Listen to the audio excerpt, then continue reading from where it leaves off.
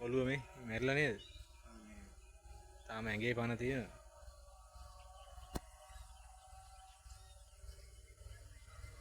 බාගෙට කැපිලා දන්නේ නෑ. ඔළුව බලන්න විදිය. අහකට කැපිලා වගේ නේද? ආහාර කැපිලා වගේ මම පේන්නේ. මුන්දල කින්දියේ. ඈ? ඉංගලයක් නැතුව මෙතන ඇවිල්ලා ඉන්නවා. ඔය පාට නෑ.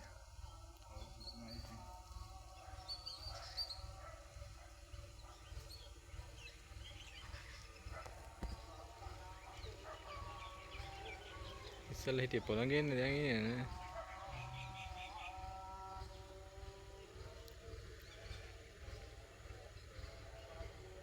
කැපිලා අර කඳ අතනින් මං හිතන්නේ වෙන් වෙලා.